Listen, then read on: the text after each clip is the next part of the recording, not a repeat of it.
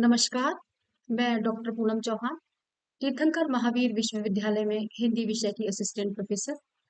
आप लोगों के साथ में हमारा जो चर्चा का विषय था वो था आधुनिक युग का नामकरण और काल विभाजन, जिस पर हमने जो हमारा पिछला व्याख्यान हुआ था, उसमें हमने आधुनिक युग के जो समय परिवर्तन हुआ है, जो समाज में परिवर्तन की जो दशाएं रही हैं, उन पर चर्चा की थी। आज क्योंकि आधुनिक युग यानी कि बहुत समय हो गया है आधुनिक युग को शुरू हुए। अगर हम आधुनिक काल को 1900 से भी मानते हैं, हालांकि 1850 भी विद्वानों के द्वारा कहा गया है, तो 1900 से भी अगर हम मानते हैं तो अभी 2024 चल रही है, यानी 100 वर्ष और 24 साल इतने पूरे हो चुके हैं। तो इनको खंडों में बांटना बहुत आवश्यक है, क्योंकि यदि हम एक साथ इतने सारे वर्षों का के रचनाओं का अध्ययन करेंगे तो ये बिल्कुल भी अ, संभव नहीं है। तो आज हम, क्योंकि ये इसको युगों में बांटा गया है आधुनिक काल के लिए, आज हम भारतेंदु युग का काल विभाजन और नामकरण पर चर्चा करेंगे इस वाले व्याख्यान में।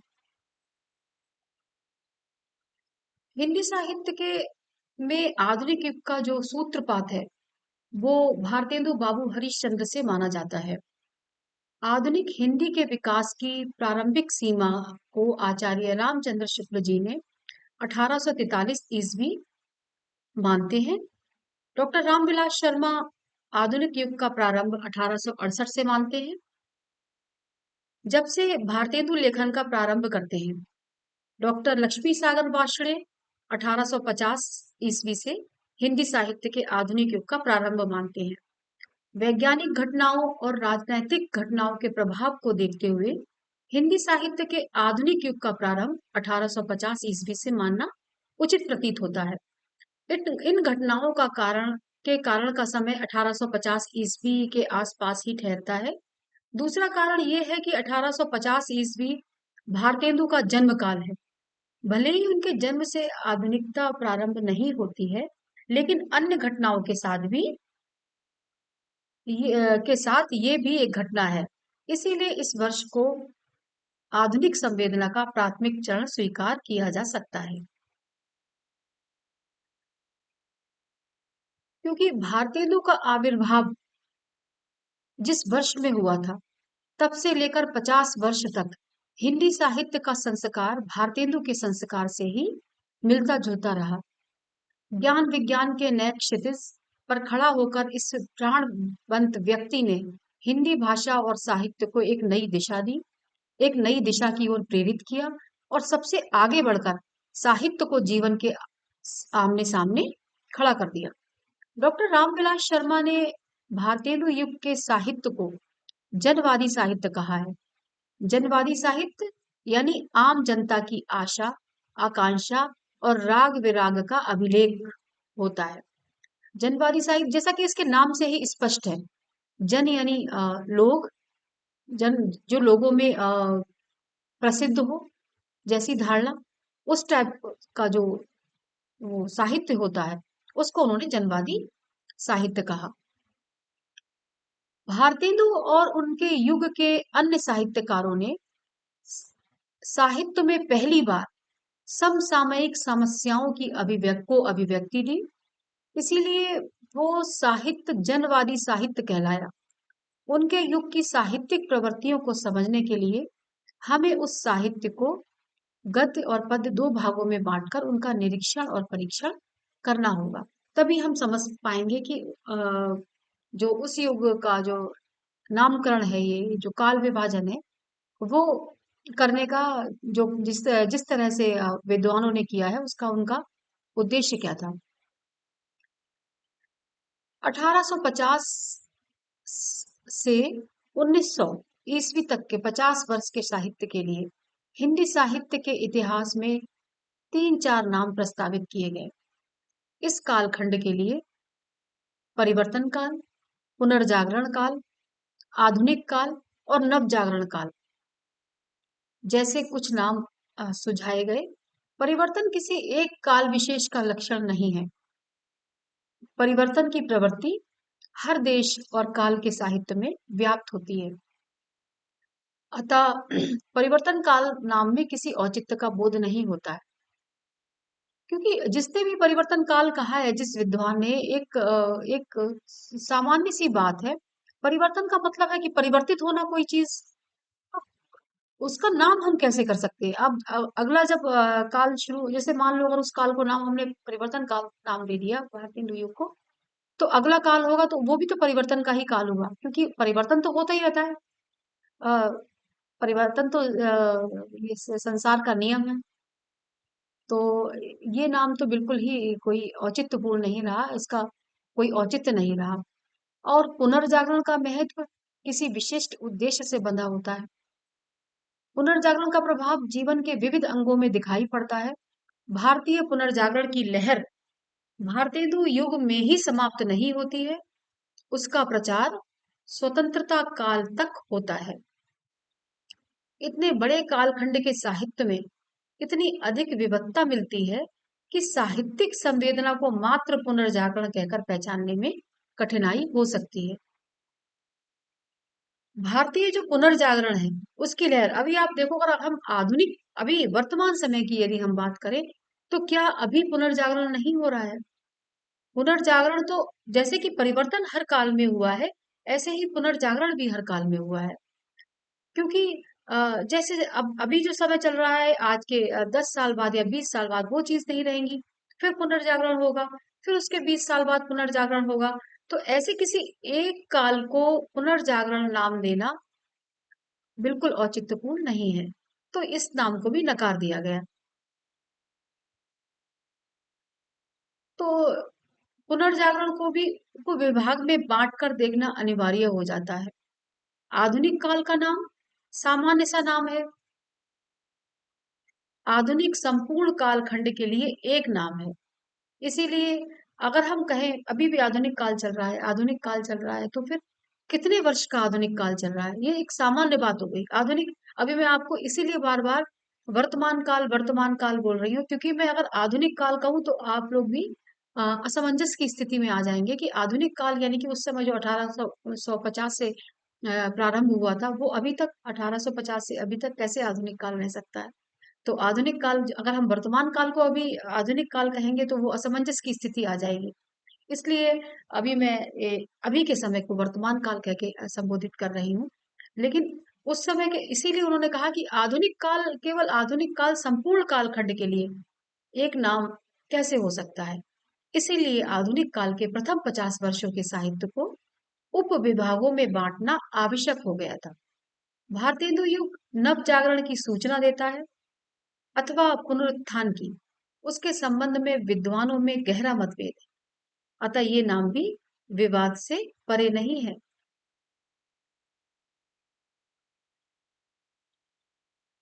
1850 से 1900 तक के साहित्यिक कालखंड को आचार्य रामचंद्र शुक्ल जी भी भारतेंदु युग नाम से नहीं पुकारते हैं। उन्होंने भी गद्य की दृष्टि से इसे गद्य साहित्य का प्रवर्तन काल तथा काव्य की दृष्टि से इसे वे नई धारा नाम देते हैं। उन्होंने अपने इतिहास में स्थान स्थान पर हरिश्चंद्र काल जैसे शब्दों का भी प्रयोग किया है। आचार्य रामचंद्र शुक्ल आधुनिक काल के विकसित साहित्यिक मनोभाव में भारतेंदु की भूमिका को प्रमुख मानते हैं। भारतेंदु की भूमिका को तो प्रमुख मानते हैं, लेकिन उन्होंने भारतेंदु काल नहीं कहा, उन्होंने उस काल को गद्य काल कहा। उनका इस काल को गद्य काल कहने का उद्देश्य रहा होगा कि उस समय जो साहित्य था, वो पद्य की अपेक्षा गद्य में अधिक उपलब्ध हो रहा था। जो नई नई विधाएं आ गई थी, हालांकि नाटक पहले भी लिखे गए हैं, लेकिन उस समय गद्य में लिखे गए नाटक, कहानियां, रेखा चित्र, संस्मरण, ये जितने भी गद्य की जो विधाएं हैं, वो सारी भारतेंदु काल में आ रही थी। तो रामचंद्र शुक्ल जी ने उस काल को गद्य काल कहना अधिक तर्क संगत समझा, अधिक उचित समझा। उन्होंने अपने हिंदी साहित्य के इतिहास में भाषा और साहित्य पर भारतेंदु जी के गहरे प्रभाव को स्वीकार किया है। उन्होंने कहा है कि बंग देश में नए ढंग के नाटकों और उपन्यासों का सूत्रपात हो चुका था, जिनमें देश और समाज की नई रुचि और भावना का प्रतिबिंब होने लगा था। पर हिंदी साहित्य अपने पुराने रास्ते पर ही पड़ा था। भारतेंदु ने उस साहित्य को दूसरी ओर मोड़कर जीवन के साथ फिर से लगा दिया। इस प्रकार हमारे जीवन और साहित्य के बीच जो विच्छेद पड़ रहा था, उसे उन्होंने दूर किया। हमारे साहित्य को नए नए विषयों की ओर प्रवृत्त करने वाले हरिश्चंद्र ही हुए, ऐसा रामचंद्र शुक्ल जी ने कहा। उन्होंने कहा, देखो उन्होंने जो ये बात कही है उसमें उन्होंने ये पंक्तियां हैं उसमें उन्होंने ये बोला है कि जो रीति काल था उस समय साहित्य और जीवन के बीच में एक गैप आ गया था, एक दूरी आ गई थी। मैंने आपको पिछले वाले व्याख्यान में बताया था कि जब रीति काल चल रहा था उस समय कवियों ने अपने जो साहित्य है उसका आधार केवल राजाओं की प्रशंसा और श्रृंगार को केंद्र में रखकर बनाया था। उन्हें इस बात से कोई मतलब, हालांकि इसका भी अपवाद है क्योंकि भूषण ने वीर रस से संबंधित भी साहित्य की रचना की है रीतिकाल में, लेकिन अधिकांश जो साहित्य का निर्माण हुआ है रीतिकाल में वो ऐसे ही हुआ है कि उन्होंने साहित्य को जीवन से दूर कर दिया। उन्होंने वो नहीं लिखा जो उनके मन में भाव आ रहे हैं, उन्होंने वो लिखा जो उन्हें लग रहा है कि वो अपने जो जिनके आश्रय में जो रह रहे हैं वो उन राजा की प्रशंसा में कुछ लिखा जाए, भले ही वो सत्य पर आधारित हो या ना हो।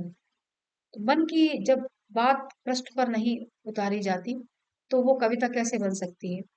हमें तो अ, जो हमारे मन में जो विचार आते हैं, अगर कहा जाए कि कविता कहते किससे हैं, कविता तो अ, एक भाव है जो कवि के मन में आता है और उसको वो पृष्ठों पर उतार देता है। क्योंकि ऐसा होता है कि कभी भी जैसे कभी कोई ऐसा जो मान लो प्राकृतिक दृश्य देखा कवि ने तो उसके दिमाग में उससे संबंधित कोई अ, कविता एकदम वो भाव आ जाएंगे मन में, या नहीं भी देखा तो वो अपने आप ही उनके मन में भाव आने लगते हैं।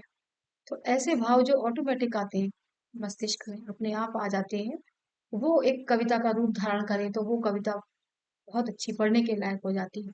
लेकिन यदि खाली हम इसलिए काव्य की रचना कर रहे हैं जिससे कि हम किसी को खुश कर सकें, तो उसमें वो वास्तविकता नहीं रहती, क्योंकि वो वास्तविकता से बहुत दूर चली जाती है।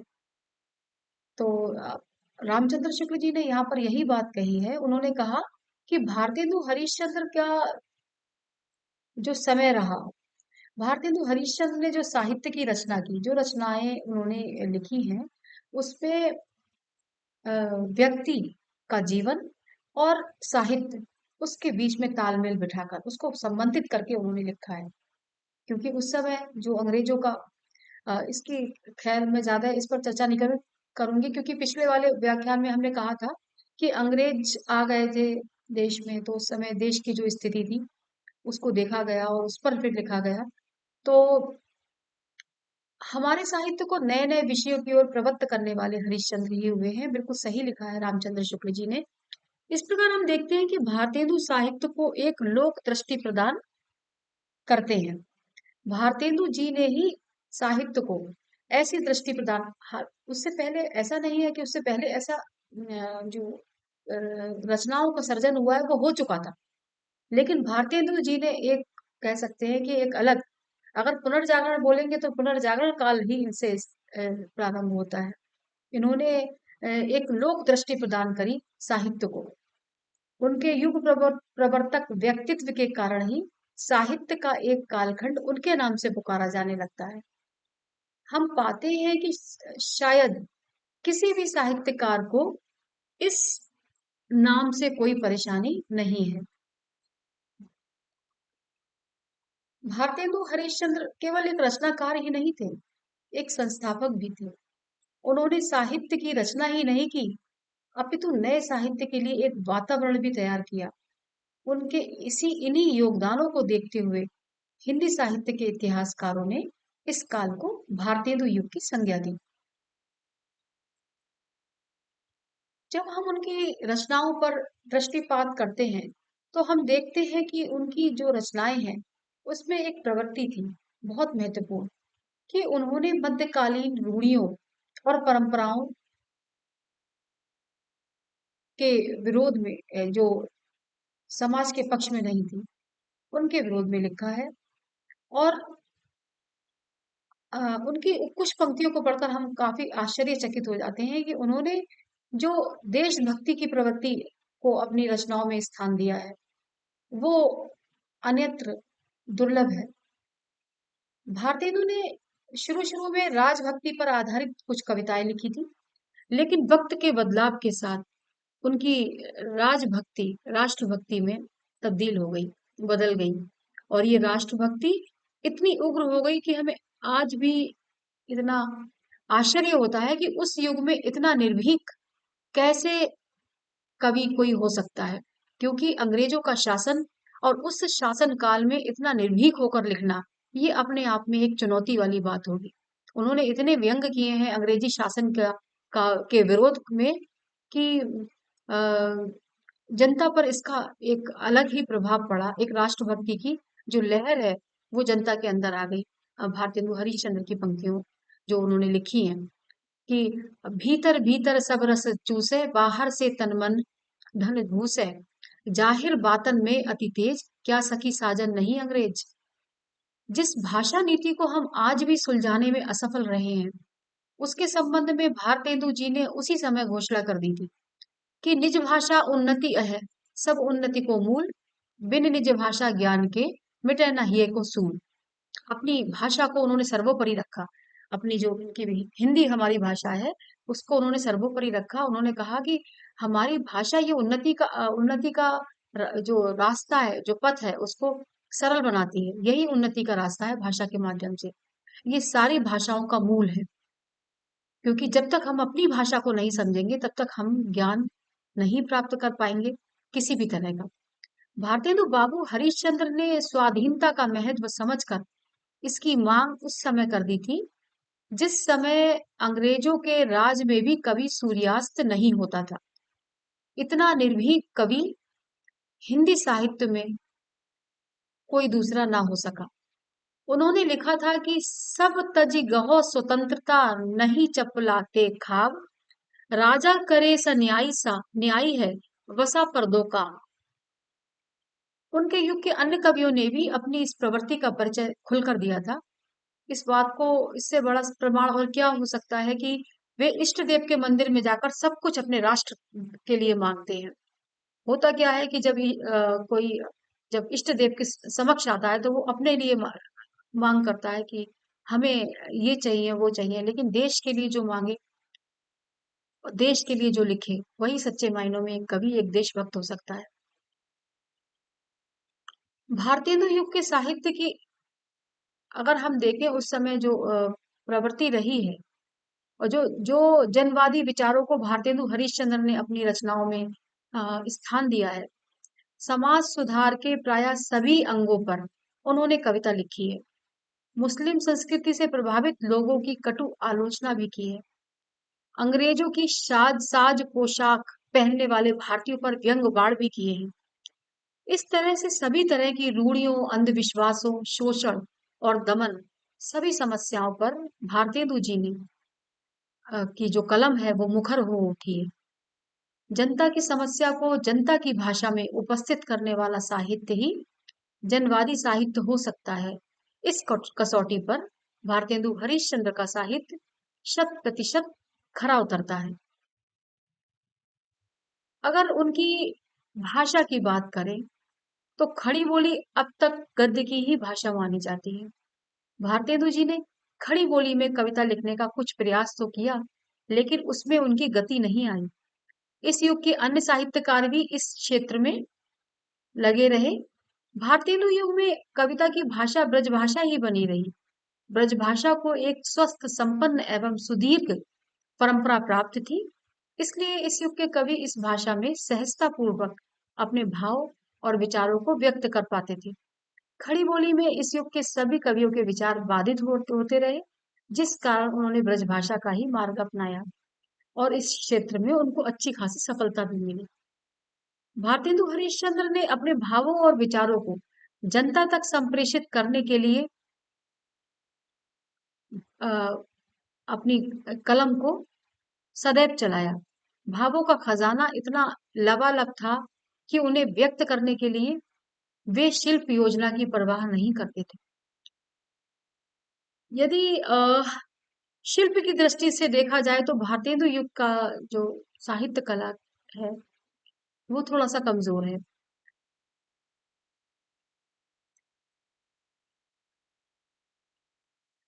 तत्कालीन समस्याओं को जनता के समक्ष रखना, यानी साहित्यकार जनता का दूत बनकर आ रहा है अपनी रचनाओं के माध्यम से, ऐसा भारतेंदु हरिश्चंद्र ने किया। उन्होंने जनता के समक्ष तत्कालीन समस्याओं को उद्घाटित करने में, और जहां तक देखा जाए उनके नाटक बहुत अधिक सार्थक सिद्ध हुए। स्वयं भारतेंदु हरिश्चंद्र ने 17 नाटकों की रचना की। कुछ तो इतने क्रांतिकारी सिद्ध हुए कि संपूर्ण हिंदी प्रदेश भारतेंदु को नवयुग का विधाता मानने लगा। तो कुछ उनकी पंक्तियां हैं कि आभो सब मिल रोबो भारत भाई, हा हा भारत दुर्दशा देखी ना जाए। ऐसी पंक्तियां लिखकर भारतेंदु हरिश्चंद्र ने भारतवासियों का आह्वान किया और भारत माता की दुर्दशा देखकर उसे स्वाधीन बनाने के लिए जागरण, अ, जो एक अलख है वो जगाई। ऐसी उत्कृष्ट राष्ट्रीयता और समाज सुधार की भावना अन्यत्र दुर्लभ है। अगर हम और विद्वानों की बात करें भारतेंदु युग के, तो उसमें प्रताप नारायण मिश्र, बद्री नारायण नारायण चौधरी प्रेमगंज जैसे नाटककार भी आए। उन्होंने भी नाटकों में सामाजिक और राष्ट्रीय समस्याओं को व्याख्यायित किया है। सबसे बड़ी बात यह है कि इस साहित्यकार ने, मतलब भारतेंदु हरिश्चंद्र ने, नाटक को खेलने के उद्देश्य से लिखा था, न कि पढ़ने के उद्देश्य से। रंगमंच की दृष्टि से लिखे गए इनके सारे नाटक इतने सफल सिद्ध हुए कि जनजीवन में उन्होंने उन नाटकों ने एक क्रांति लाकर रख दी। निबंध, नाटक, कहानी, उपन्यास, यात्रा वृत्तांत, संस्मरण, सभी विधाओं का भारतेंदु युग में अ, सभी विधाओं को भारतेंदु युग में देखा जा सकता है। भारतेंदु हरिश्चंद्र ने हिंदी गद्य साहित्य को ऐसी डगर पर लाकर रख दिया जहां से आगे के सारे रास्ते प्रशस्त हो गए और दिव्य भी हो उठे। भारतेंदु हरिश्चंद्र की जो देन है हमारे साहित्य के प्रति वो अविस्मरणीय है। आगे आने वाले साहित्य रथ को इसी देन से शक्ति और सफलता मिलेगी। आधुनिक भावों और विचारों का सूत्रपात करने वाले बाबू भारतेंदु हरिश्चंद्र साहित्यिक इतिहास का अक्षय पुरुष बन गए हैं, और यही कारण है कि उस काल को, उनके समय के काल को भारतेंदु युग कहा गया है। भारतेंदु जी ने जो साहित्य की रचना की है वो एक नई चेतना लेकर आई देश में। और वो वो साहित्य जो भारतेंदु हरिश्चंद्र ने लिखा वो हिंदी की रीतिकालीन चेतना से मुक्त हो गया। एक नई चेतना आधुनिकता से संपृक्त थी। आधुनिक चेतना के निर्माण और विकास में युगीन परिस्थितियों का योगदान है। भारत में अंग्रेजों का वर्चस्व 18वीं सदी के उत्तरार्ध में हुआ था। भारत के परंपरागत उद्योगों को अंग्रेजों ने नष्ट कर दिया था। उन्होंने भारत की कृषि व्यवस्था पर नियंत्रण स्थापित कर किसानों पर लगान का बोझ बहुत बढ़ा दिया था। लगान का बोझ बढ़ाने के साथ साथ किस और जो निर्बल पक्ष के लोग थे उनको परेशान करना, उन पर एक दबाव बनाना, बड़ी विचित्र स्थिति थी उस समय।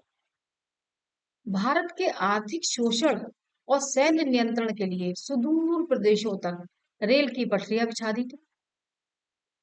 देशी नरेशों से समझौता करके उनके शोषण को अंग्रेजों ने बढ़ावा दिया। भारत पर अंग्रेजों के बढ़ते आर्थिक शोषण और राजनीतिक नियंत्रण के खिलाफ 1857 का व्यापक विद्रोह हुआ। इसे भारत के प्रथम स्वाधीनता संग्राम के रूप में जाना जाता है। भारतेंदु और उनके मंडल के लेखकों पर युगीन स्थितियों का प्रभाव स्पष्ट है, जैसा कि मैंने अभी बताया था। जो रीतिकालीन काव्य था जिसमें श्रृंगारिक चित्रण, नायिका भेद, नक्षिक वर्णन, चमत्कार प्रदर्शन आदि थे। वो जो जब भारतेंदु युग या भारतेंदु जी का युग जो था, भारतेंदु जी ने कभी उनकी तरफ आकृष्ट नहीं हुए। उन्होंने देश की दुर्दशा पर चिंतित होते हुए उनको देखा जा सकता है। उनके साहित्य में देश अनुराग कूट कूट कर भरा हुआ है। एक नए तरह की राष्ट्रीय चेतना के प्रथम स्वर हमें भारतेंदु जी के साहित्य में देखने को मिल जाते हैं। उनका जो साहित्य है उसमें चेतना के दो रूप स्पष्ट तौर पर मिलते हैं, एक राष्ट्रीय और एक सामाजिक। राष्ट्रीय चेतना का स्वर अंग्रेजी राज और खास तौर पर उसके द्वारा किए जा रहे आर्थिक शोषण का विरोध करना है। सामाजिक चेतना का स्वर भारतीय समाज में फैली तमाम बुराइयों और रूढ़ियों का विरोध करना है। बाल विवाह, पर्दा प्रथा, नारी अशिक्षा, धार्मिक पाखंड जैसी सामाजिक कुरीतियों का खंडन भारतेंदु हरिश्चंद्र के साहित्य का प्रधान लक्ष्य है। भारतेंदु हरिश्चंद्र सच्चे अर्थों में हिंदी साहित्य में नव जागरण के अग्रदूत रहे थे। भारतेंदु हरिश्चंद्र के बारे में हिंदी के महान आलोचकों के मतों को अगर हम देखें तो रामचंद्र शुक्ल जी के हवाले से विश्वनाथ त्रिपाठी ने लिखा है कि भारतेंदु ने हिंदी साहित्य को एक नए मार्ग पर खड़ा कर दिया। वे हिंदी साहित्य के नए युग के प्रवर्तक हुए। यद्यपि देश में नए नए विचारों और भावनाओं का संचार हो गया था, पर हिंदी उससे दूर थी। ऐसा विश्वनाथ प्रसाद मिश्र ने लिखा है हिंदी साहित्य का संक्षिप्त इतिहास। हजारी प्रसाद द्विवेदी ने एक सटीक विश्लेषण करते हुए लिखा है कि भारतेंदु का पूर्ववर्ती काव्य साहित्य संतों की कुटिया से निकलकर राजाओं और रईसों के दरबार में पहुंच गया था। उन्होंने एक तरफ तो काव्य को फिर से भक्ति की पवित्र मंदाकिनी में स्नान कराया और दूसरी तरफ उसे दरबारी पद से निकालकर लोक जीवन के सामने लाकर खड़ा कर दिया। रामविलास शर्मा ने भारतेंदु युगीन साहित्य को गदर से प्रभावित माना और जनवादी स्वरूप को स्पष्ट किया। उन्होंने कहा कि भारतेंदु युग का जो साहित्य है वो भारतीय समाज के पुराने ढांचे से संतुष्ट ना रहकर उसमें सुधार भी चाहता है। वो केवल राजनीतिक स्वाधीनता का साहित्य ना होकर मनुष्य की एकता, समानता और भाईचारे का भी साहित्य है। भारतेंदु हरिश्चंद्र स्वदेशी आंदोलन के ही अग्रदूत ना थे, वे समाज सुधारकों में भी प्रमुख थे। नवजागरण और आधुनिकता की चेतना से संपृक्त भारतेंदु युगीन साहित्य सचमुच हिंदी साहित्य में नवीन युग का सूत्रपात करता है। नवीन युग की वैज्ञानिक चेतना, यंत्रों के विकास के साथ छापे खानों की मशीनों के बढ़ते प्रचलन, औद्योगिकीकरण, नगरीकरण, राष्ट्रीय राज्यों के उदय जैसी परिस्थितियों ने हिंदी साहित्य के गद्य को बढ़ावा दिया। 19वीं सदी के प्रारंभ में हिंदी साहित्य के गद्य का ठीक से प्रादुर्भाव हुआ। ये गद्य साहित्य 19वीं सदी के उत्तरार्ध तक इतना प्रभावित हुआ कि वो कविता से अधिक महत्वपूर्ण हो उठा। भारतेंदु जी का जो साहित्य है वो नवीन विधाओं का प्रादुर्भाव है। हम जानते हैं कि भारतेंदु युग से पूर्व का हिंदी साहित्य प्रायः कविता का साहित्य है। आदिकाल, भक्ति काल, रीति काल का समूचा साहित्य कविता का है। अगर छिटपुट गद्य के नमूने थोड़े बहुत देखने को मिल जाते हैं, लेकिन वे बहुत कम हैं। भारतेंदु हरिश्चंद्र के समय से पूर्व अर्थात 19वीं सदी के पूर्वार्ध में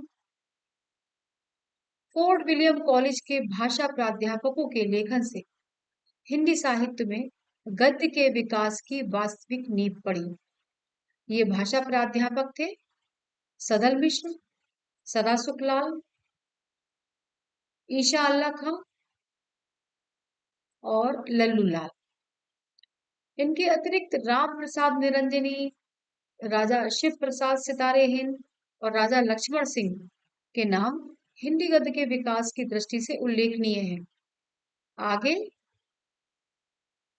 अगर देखा जाए तो ये एक वास्तविकता है कि इस युग में रचित गद्य साहित्य की भाषा खड़ी बोली है। भारतेंदु हरिश्चंद्र ने प्राय, मैंने अभी आपको बताया कि ब्रज भाषा में ही कविता की है, खड़ी बोली में लिखने का प्रयास किया, किंतु उससे वे संतुष्ट नहीं थे। एक जगह भारतेंदु हरिश्चंद्र ने लिखा भी है कि मैंने आप कई बार बेर परिश्रम किया कि खड़ी बोली में कुछ कविता बनाऊं, पर वो मेरे चित्त अनुसार नहीं। भारतेंदु उर्दू में रसा नाम से कविता करते थे। भारतेंदु हरिश्चंद्र ने की जो ब्रज भाषा है वो रीतिकालीन ब्रज भाषा से थोड़ी भिन्न है। उन्होंने ब्रज भाषा पर नवीन चेतना, वैचारिकता और गद्यात्मकता का प्रभाव देखा है। भारतेंदु हरिश्चंद्र ने भक्ति परक और रीति परक दोनों तरह की कविताएं की है, लेकिन उनकी कविताओं में सामाजिक और राष्ट्रीय चेतना का स्वर प्रधान है। इस तरह से यदि हम देखें, अगर पूरा हम भारतेंदु हरिश्चंद्र, ये भारतेंदु जी के विषय में मैंने आप लोगों को इसलिए इतना सारा सारी जो व्यक्तित्व के बारे में जो बातें थी वो आपको इसलिए बताना उचित समझा ताकि आप ये समझ सकें कि उस काल का नाम भारतेंदु काल क्यों रखा गया। कारण समझ गए होंगे कि सबसे अधिक अगर पुनर्जागरण की अलग किसी ने जगाई तो वो भारतेंदु हरिश्चंद्र ने। वो रीतिकालीन जो साहित्य रचा जा रहा था, जिसमें समाज और साहित्य के बीच का जो गैप है वो बढ़ता जा रहा था, जिसमें जनता और साहित्य से जनता को दूर कर दिया गया था, वो साहित्य रीति काल में रचा जा रहा था। लेकिन इन सारी जो जो कमियां रही रीति काल में, उन सबको भारतेंदु हरिश्चंद्र ने दूर किया। और इस बात को सारे विद्वान भली भांति जानते हैं जिन्होंने युगों के नाम दिए हैं। अतः अगर हम उस काल को भारतेंदु काल कह के पुकारें तो कोई अतिशयोक्ति नहीं होगी, क्योंकि भारतेंदु हरिश्चंद्र ने जो कार्य किया है साहित्य के प्रति वो अन्यत्र दुर्लभ है। मैं आशा करती हूँ कि आप लोगों को भारतेंदु काल का काल विभाजन और नामकरण अच्छे से समझ में आ गया होगा। अब हम अगले व्याख्यान में आपसे मिलते हैं। आप लोगों का बहुत बहुत धन्यवाद। पढ़ते रहिए, खुश रहिए।